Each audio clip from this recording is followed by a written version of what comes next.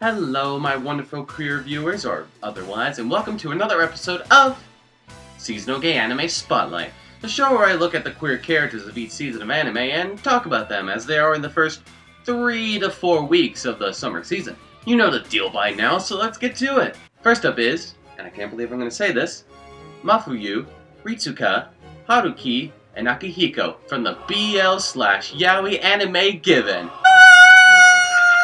Finally! A yaoi/BL anime that I like that isn't just dokusei. The pacing and characters of Given really feel like a typical Yuri anime, but that means that a lot of the shitty tropes in yaoi/BL anime are not to be found here. Thank God! This is a romantic anime starring gay men that can appeal to anyone, not just to a rabid straight female fanbase. Mafuyu and Ritsuka seem to have a slowly growing relationship that forms as each episode goes on. Ritsuka obviously likes Mafuyu, but doesn't know how to express it yet.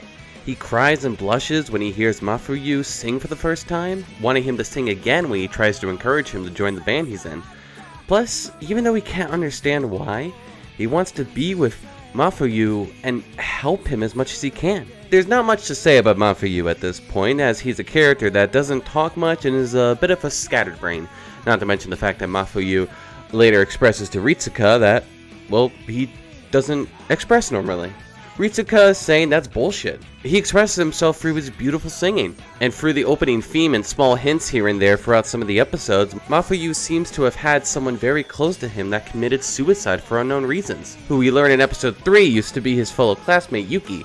This boy was also the one who gave Mafuyu his guitar, and why he is so eager to play it. We don't know too much about Ritsuka's fellow band members, Haruki and Akihiko, two graduate students, but they seem to have a flirtatious relationship between them, at least for right now.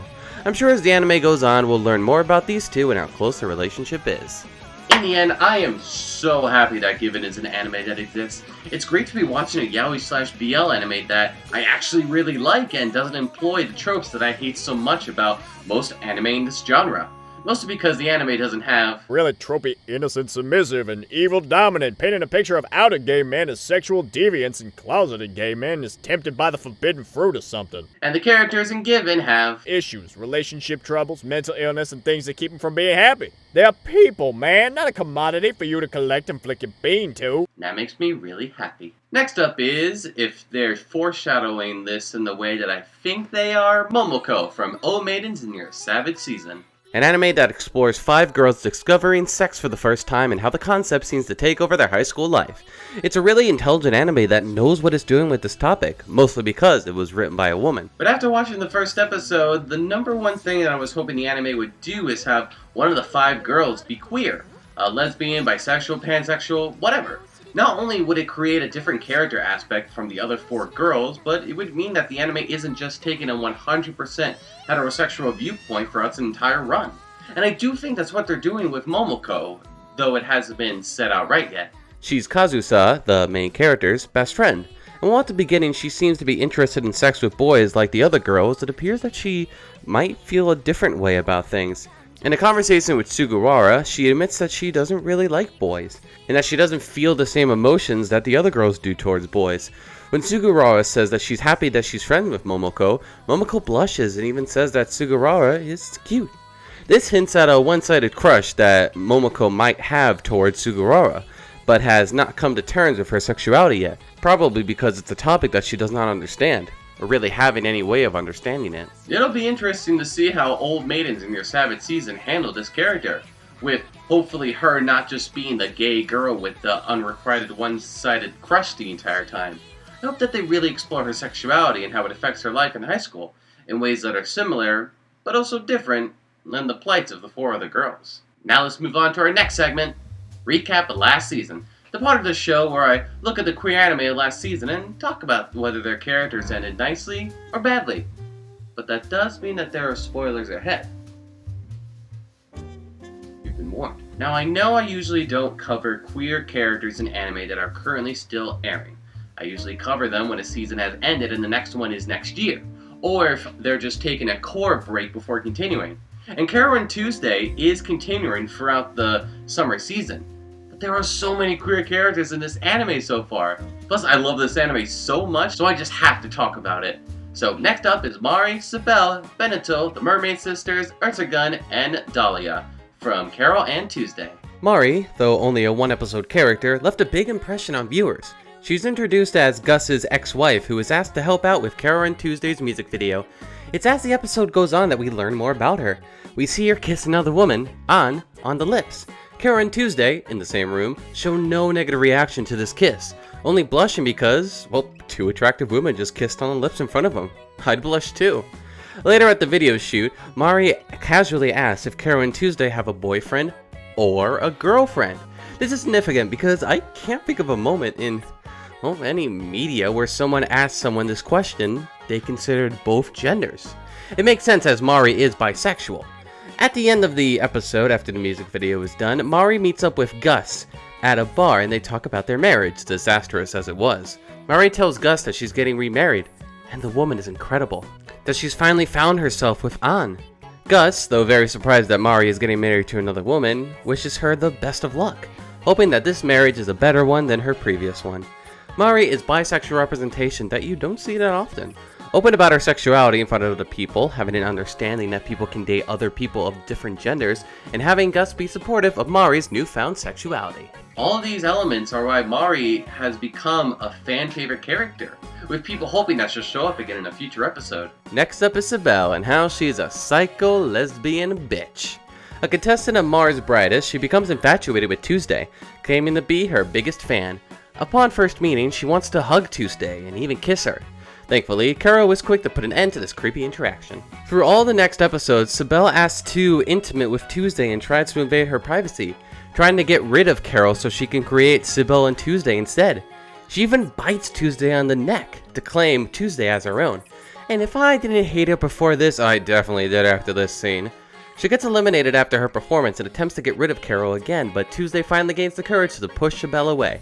Sibel is distraught about this rejection, but plants some gas disguised as a birthday present for Tuesday. This damages her hands, but she and Carol are able to pass the final round. Sibel is eventually caught and is taken away by the police, cursing Tuesday's name.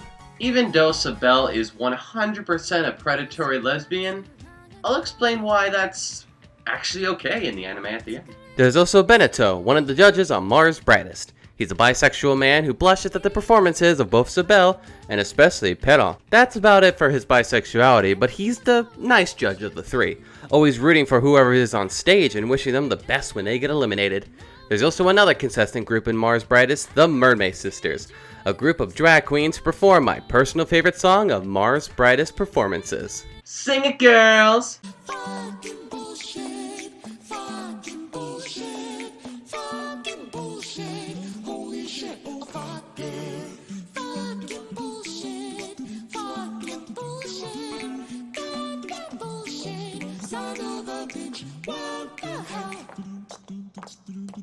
Oh motherfucker, goddamn bullshit, holy shit.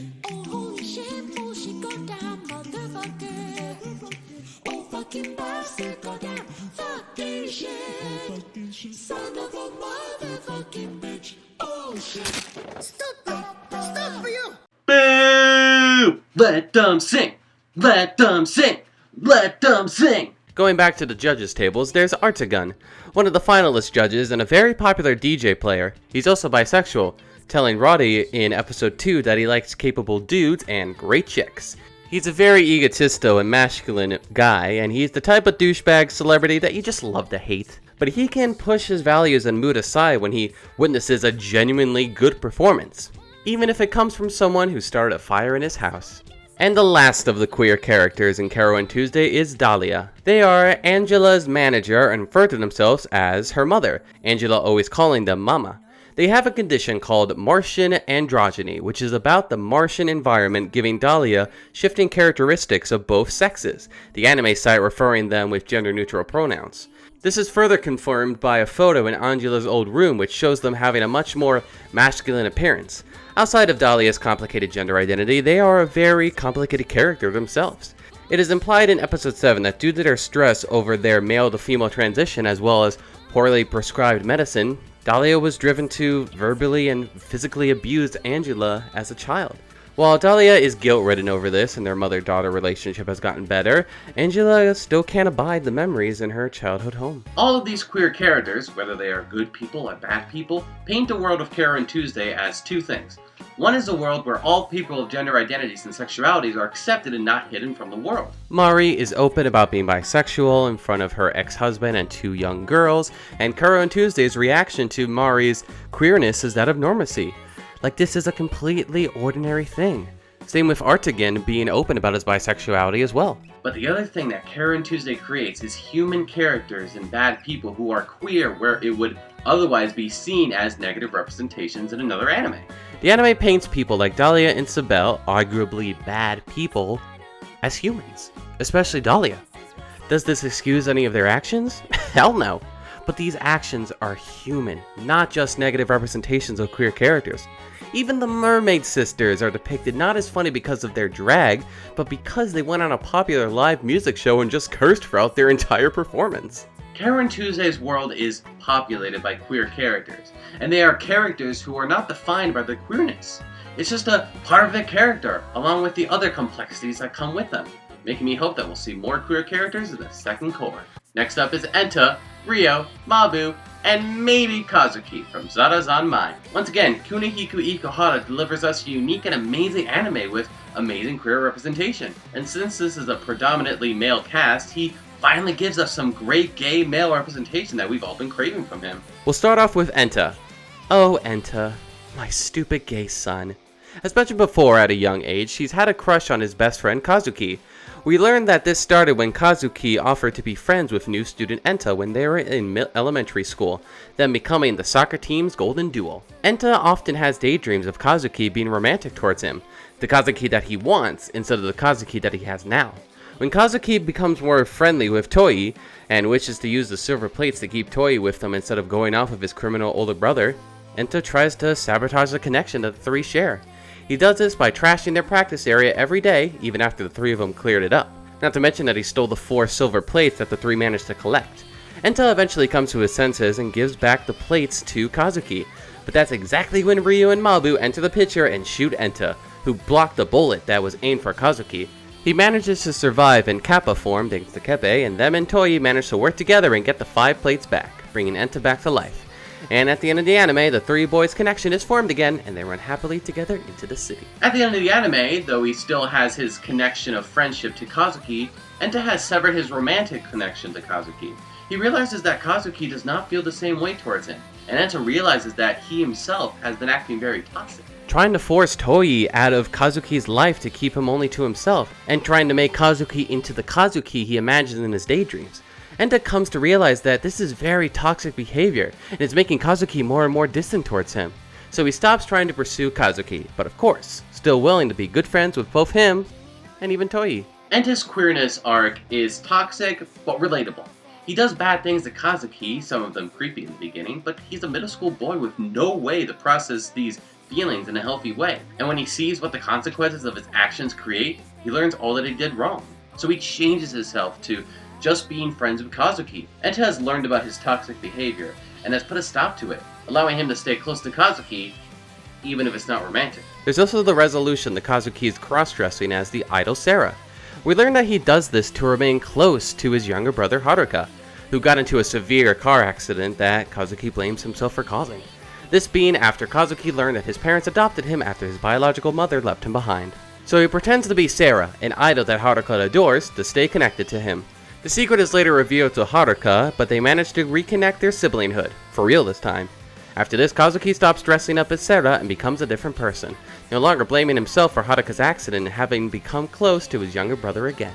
This leads me to conclude that Kazuki's cross-dressing was just circumstantial, and not something that he previously likes to do. After his secret is revealed and he reconnects his connection with Haruka, he never dresses as Sarah again. And lastly in Zara-Zanmai are my anime dads, Ryo and Mabu.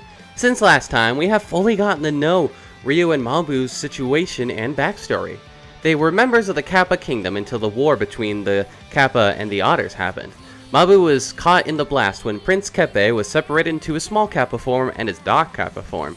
This kills Mabu, but he's brought back to life with a heart made of machines. Ryo is grateful to have his lover back, but is disappointed to realize that this Mabu isn't exactly the same as his Mabu. Being determined to bring the real Mabu back and having been manipulated by the Otter organization, Ryo works to find Prince Keppe and steal the 5 silver plates from him to get Mabu back. Little does he realize that this fake Mabu has always been the real Mabu, having also been manipulated by the Otter organization to no longer love this Ryo. Because if he does, his mechanical heart will stop and Mabu will die. And Mabu knows that nothing would be more hard for Ryo than losing his love forever. Learning of Ryo's betrayal, the Otter organization turns Mabu into a Kappa zombie. But Ryo, now in Kappa form again, manages to turn Mabu back to normal. Mabu tells Ryo that he loves him, realizing that he no longer wants Ryo to think that their connection is gone. This causes Mabu to die, and in his grief, Ryo tries to kill Kazuki and Enta to get the plates back again, but Toei shoots him dead. Thankfully, in the climax, when Keppe fuses back with Dark Keppe, Ryo and Mabu are brought back to life and they help the boys defeat the Otter organization and the concepts it represents. As parents from the prequel spin-off manga, they crown their daughter Sarah as princesses and send her off to be married to a now fully formed Prince Keppe. And during the ending credits, we learn that Ryo and Mabu have left the police officer business and have become rickshaw workers together. Ryo and Mabu's tragic backstory, character arcs, and queerness is just amazing. No longer is just their dance the only queer thing about them, because their love becomes explicit by episode 10. They are both flawed people, as most humans are. Mabu lies to Ryo about his love and is manipulated to cheat on him with a fake Ryo. And Ryo becomes aggressive towards who he believes is the fake Mabu, wanting nothing more than to bring his version of Mabu back, not realizing that that Mabu is still next to him, having been changed by the Kappa in Otter War. They were also being manipulated by the Otter organization, but both decided to join back up with the Kappa Kingdom after their deaths. They reunite with their daughter and still keep their loving relationship connected. These are characters full of tragedy, but they manage to push back this to live a bright and happy future. Their love is what poisons them, but it's also what brings it back to life. They are a complex gay couple, but a happy one nonetheless by the end, making them my 2 favorite characters of Zara Zanmai. To wrap this part up, Kunihiko Ikuhara knocks it out of the park once again, creating a unique anime that has complex and interesting queer characters and elements. We were worried about how he would handle gay male love given his likeness for queer masculine villainy, but he did really well by the end, making Zara Zanmai an excellent queer show. Next up is, I think, Yang from Robo Hachi. Man, is this one weird to talk about, and that's saying something considering the Kappa and Otter stuff that we just talked about. Now, I think that Yang, the main antagonist of the anime, is meant to be lustful for Robbie. Though, honestly, I can't tell if it's that or because Robbie owes him and his company a lot of money. He seems to cherish a bag of strawberry candies that Robbie gave him, and Yang seems determined to stop Robbie and Hachi from accidentally ringing the love bell or whatever the hell it was. And when they travel to the seafood themed place, Yang gets really fucked up by the food and turns into a monster, aggressively searching for Robbie, making it really uncomfortable and an offensive stereotype if he truly is in love with Robbie. Though Yang's love for him seems to go away when Hachi pays off Robbie's debt, instead seeming to turn his attention and possibly affection towards a new client who also gives him food. If Yang is meant to be a gay man, then it's pretty bad that he's both the main antagonist and the comic relief. I like how he saved his 2 workers from the streets and gave them a home and a purpose, but Yang's actions, personality, and appearance sometimes gives off an offensive stereotype of gay men. Next up is Queen Historia and Ymir's Letter from Attack on Titan Season 3, Part 2. We didn't get much of Historia in the second half of the 3rd season, mostly because she's a queen now and the government isn't going to send their newly crowned queen into combat. But we do see her again in the final 2 episodes of the season. Reiner gives Hanji a letter to Historia from Ymir before Zeke takes him away again. Historia reads the letter and it is revealed to be a love letter from Ymir. Ymir tells Historia how much she misses her, and that she's sorry that she chose to save Reiner and Berthold instead of leaving with her. She says she's gonna die soon, but at least she'll die with no regrets. Though that's not entirely true, she does have one regret, not truly marrying Historia, and she says goodbye with love. Touching the letter fills Historia with Ymir's memories, to compensate for the fact that in the manga, the letter itself revealed Ymir's memories to us as an audience for the first time instead of back in Season 2. One of these memories, unfortunately, appears to be Ymir about to be eaten. Historia tears up, calling Ymir an idiot. always saying stuff like this letter when she got embarrassed. And by Historia's expressions, it wouldn't be too hard to believe that Historia would accept Ymir's unconventional proposal. It's unfortunate that Ymir, as the most explicit queer character, is the most tragic character, and it is implied that she's now dead. But then again, I will never give up the chance to deny those who say that Ymir and Historia were always just close friends. They were in a romantic relationship, and they truly loved each other. While I'm sad that Ymir is basically confirmed as dead now, I will always remember the love that Korra and Historia shared, and I'm excited to see where the anime takes my queen in the next and final arc. And lastly, let's talk about Dororo from, well, Dororo. In the original manga, after Hakimaru gets his eyes back, he reveals that he knew that Dororo was always a girl. He tells him that they should find a man when they get older and have a child, despite Dororo's insistence that they are a boy. It's a pretty outdated moment in the original manga, so I was curious to see how this new anime adaptation would handle it. And they handle it by not handling it at all. Oh, trust me, there's foreshadowing towards Dororo's gender. It's hinted that they were raised as a boy by their samurai father. They don't want Hakimaru to know that they are biologically female, and shakes with fear when their clothes are ripped off by this asshole over here. They also tell everyone that them and Hakimaru are brothers. All this seems to indicate that Dororo identifies as male. But then the literal last seconds of the anime happen. During a short time skip, we see future Dororo running towards future Hakimaru. We see that older Dororo has longer hair and is wearing feminine clothing. Now, even with this, Dororo could still totally identify as male. That's 100% possible. But the ending of the anime makes no indication of this. No mention on Dororo's gender and how they like to identify. The anime doesn't do anything with this aspect of Dororo's character. Even though it's arguably better handled than in the original manga, that's just because it wasn't really handled at all. The ending of Dororo was pretty lackluster, and this aspect of the anime was one of the reasons why. And now we reach our last segment of the show, Shadow's Heterosexual Pick. The part of the show where I pick an anime that may not have any queer characters in it, but is still pretty good. And this season's pick is Fire Force. The original manga is written by Atsushi Akubo, who is also the person who wrote the original manga for Soul Eater, whose anime adaptation is one that I still adore despite the fact that I haven't seen it in many years. So when I heard that another one of his manga was getting an anime adaptation, I was really excited. And after watching the first couple episodes, I'm glad the anime didn't disappoint. The anime, courtesy of David Productions, is great, almost perfectly emulating the manga author's style that was also seen in Soul Eater. The fight scenes are fluid, the backgrounds are fully detailed, and the character designs are great. They are like Soul Eater, but different enough to be their own thing. Speaking of the characters, they are really great, even if two of the main female characters were first introduced in the shower. But they are all great. Our main protagonists have a great backstory and motivations, and the others are enjoyable as well. My favorite character is Maki, for reasons. I also like the lore and themes that are set up in Fire Force. The creatures that they fight are awesome looking, but also terrifying. The fact that this is a world where anyone can suddenly catch on fire is horrible to think about, and the implications that our firefighters have to put them down is sad. It's a great dilemma that appears when fighting the fire monsters and how to deal with the family that mourns for them. It creates great scenes that complex themes can arise from. I can't wait for more of this badass anime about badass firefighters fighting badass fire demons in the months to come. So that's the end of the episode. Hope you guys enjoyed it. If you did, like and comment anything you might want to say, and don't forget to subscribe if you want to see more.